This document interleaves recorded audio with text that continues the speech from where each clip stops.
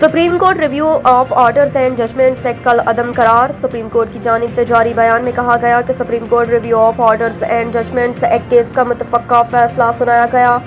Supreme court review act آئین کے خلاف ہے، جس کی تفصیلی وجوہات بعد میں جاری کی جائیں گی۔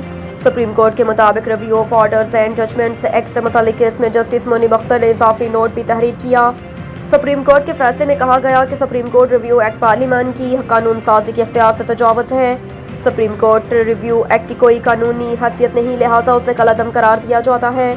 Supreme court review of judgements and orders act کے خلاف درخواستوں پر فیصلے کے لیے عدالت نے فریقین کو الیکٹرانک نوٹس بھجوائے تھے۔ یاد رہے کہ 19 جون کو chief justice Pakistan Umar Ata Bandial, justice منیب اختر اور جسٹس اعجاز الاحسن پر مشتمل بینچ نے کیس کے 6 سماعتیں کرنے کے بعد فیصلہ محفوظ کیا تھا۔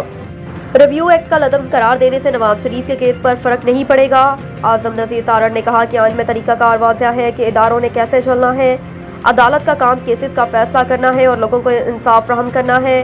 پارلیمنٹ کے اختیار میں عدالت کے بار بار مداخلت اچھی روایت نہیں، اسی مداخلت سے ادارے مضبوط نہیں کمزور ہوں گے۔ انہوں نے کہا کہ تاثر جاتا ہے کہ پارلیمنٹ کی غیر موجودگی کا فائدہ اٹھایا گیا۔ یہ قانون بار کونسلز اور بار ایسوسی ایشنز کا پرانا مطالبہ تھا، سمجھ سے بالاتر ہے، جس سے ڈاکٹر سے شفا نہیں مل رہی۔ کہا جا رہا ہے دوسرا آپریشن بھی اسی سے کرایا جائے۔ آئین کہتا ہے آپ اپنی مرضی کا وکیل رکھ سکتے ہیں، لیکن لیگی رہنما کا کہنا تھا کہ نواز شریف کے کیس میں اس فیصلے کا کوئی اثر نہیں پڑے گا، کیونکہ پارلیمنٹ 184(3) کے تحت سزا پر نااہلی 5 سال کرنے کا قانون منظور کر چکی۔ الیکشن ایکٹ میں ترمیم کے بعد نااہلی 5 سال سے زیادہ نہیں ہو سکتی۔ سیاست میں حصہ لینا بنیادی حق ہے۔ قانون سازی کے بعد سب اب 5 سال بعد سیاست کے لیے اہل ہو چکے ہیں۔ قتل یا ریپ کیسز میں سزا ہوتی ہے تو سزا کے 5 سال بعد اسے آگے نااہلی نہیں جاتی۔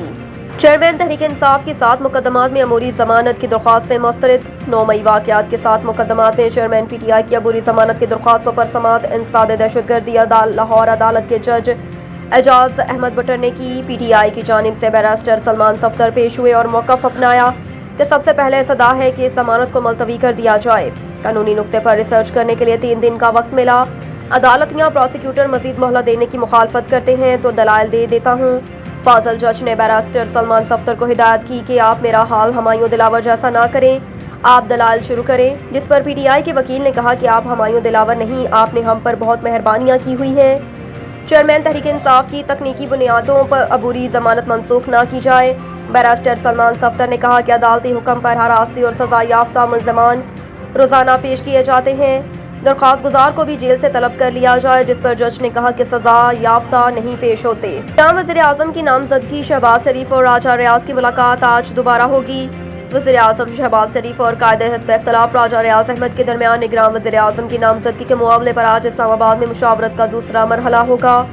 وزیر اعظم آفس کی پریس ریلیز کے مطابق وزیر اعظم شہباز شریف نے آئینی تقاضوں کے مطابق قائد حزب اختلاف کو مشاورت کی دعوت دی ہے۔ اس سلسلے کی پہلی ملاقات گزشتہ روز انتہائی خوشگوار ماحول میں ہوئی، جس میں دونوں رہنماؤں نے مشاورت جاری رکھنے کا فیصلہ کیا۔